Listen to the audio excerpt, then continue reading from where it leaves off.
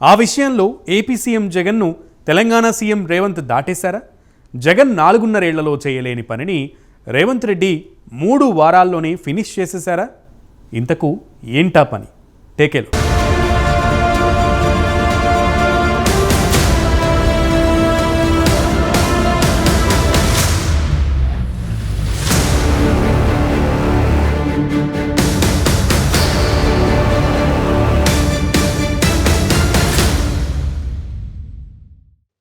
AP CM Jaganmohan రెడ్డిని Telangana CM Revanth Reddy ఓ విషయంలో అధిగమించేశారు. అది కూడా 3 వారాల్లోనే ఆ పని పూర్తి చేసేశారు. ఇదేదో సంక్షేమ పథకాలు మేనిఫెస్టోకు సంబంధించిన విషయం.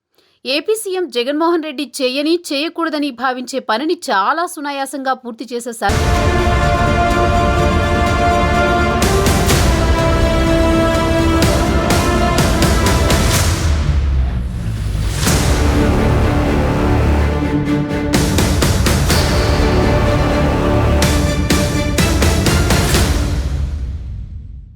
రేవంత్ 4.5 ఏళ్లలో 2 సార్లు సీఎం హోదాలో జగన్ చేసిన పనిని రేవంత్ రెడ్డి అతి తక్కువ సమయంలోనే పూర్తి చేశారు. ముఖ్యమంత్రి హోదాలో రేవంత్ రెడ్డి మీడియాతో ముఖాముఖి మాట్లాడే విషయంలో జగన్ను దాటేశారు. 4.5 ఏళ్లలో జగన్మోహన్ రెడ్డి 2 సార్లు ప్రెస్ మీట్లలో మాట్లాడారు. అవి కూడా కోవిడ్ సమయంలో మాత్రమే ఆయన మీడియాతో నేరుగా మాట్లాడారు. 2020 మార్చి 2వ వారంలో లాక్డౌన్ ప్రకటించిన తర్వాత కోవిడ్ సన్నద్ధత మీద ప్రజల్ని అప్రమత్తం చేసేందుకు మాట్లాడారు. కోవిడ్కు భయపడాల్సింది లేదు, పారాసిటమాల్తో తగ్గిపోతుందని, బ్లీచింగ్తో నియంత్రించవచ్చని అప్పట్లో ప్రకటించారు. ఆ తర్వాత కూడా కోవిడ్ విషయంలోనే మరోసారి మీడియాతో మాట్లాడారు.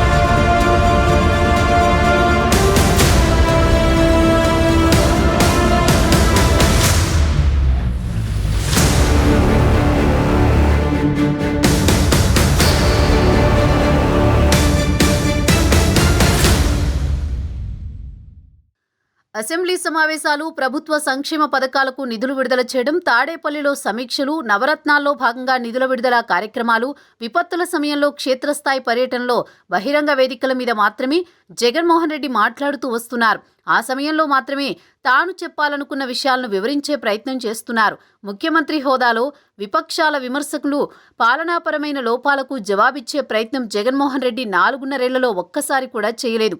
ప్రతిపక్ష నాయకుడిగా ఉన్నప్పుడు ముఖ్యమైన సందర్భాల్లో మీడియాతో మాట్లాడేవారు.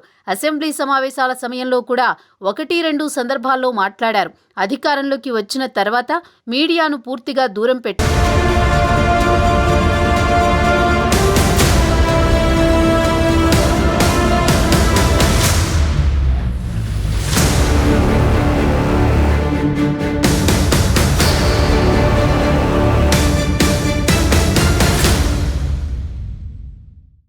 ముఖ్యమంత్రిగా బాధ్యతలు చేపట్టిన తర్వాత రేవంత్ రెడ్డి మీడియాను కలుపుకుని వెళ్లే ప్రయత్నం చేస్తున్నారు. తెలంగాణలో కాంగ్రెస్ పార్టీ గెలిచిన వెంటనే సచివాలయంలోకి మీడియాను అనుమతించాలని అధికారులను ఆదేశించారు. డిసెంబర్ 9న తొలిసారి మీడియా సమావేశాన్ని నిర్వహించారు. డిసెంబర్ 27న మరోసారి ప్రజాపాలనా కార్యక్రమాన్ని ప్రకటించే సందర్భంగా మీడియాతో సుదీర్ఘంగా మాట్లాడారు.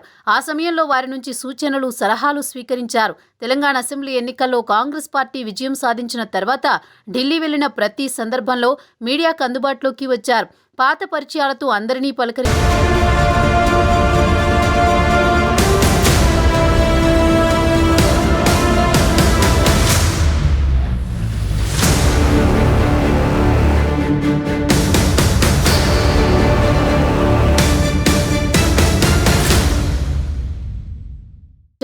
ముఖ్యమంత్రిగా రేవంత్ బాధ్యతలు చేపట్టిన తర్వాత ఢిల్లీలో 2 సార్లు అధికారికంగా మీడియాతో మాట్లాడారు.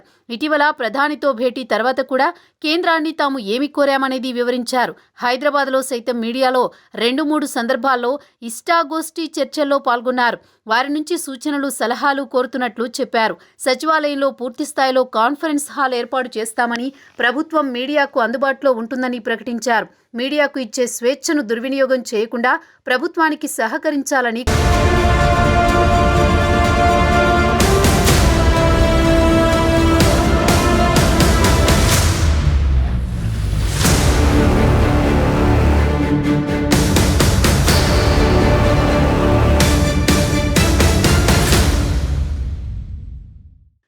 ఏపీలో మాత్రం 4.5 కనీసం ఒక్కసారి కూడా మీడియాతో మాట్లాడేందుకు సీఎం జగన్మోహన్ రెడ్డి సుముఖత వ్యక్తం చేయలేదు. తన రాజకీయ ప్రస్థానంలో మీడియా సహకారం పెద్దగా లేదనే భావి ముఖ్యమంత్రిలో బలంగా ఉండడంతోనే వారికి దూరంగా ఉండిపోయారని సన్నిహితులు చెబుతారు. ప్రజలకు మాత్రమే జవాబుదారీగా ఉంటానని, మీడియా అడిగే ప్రశ్నలకు జవాబు చెప్పాల్సిన అవసరం లేదని భావిస్తుంటారని ముఖ్యమంత్రికి దగ్గరగా ఉండే అధికారులు చెబుతున్నారు.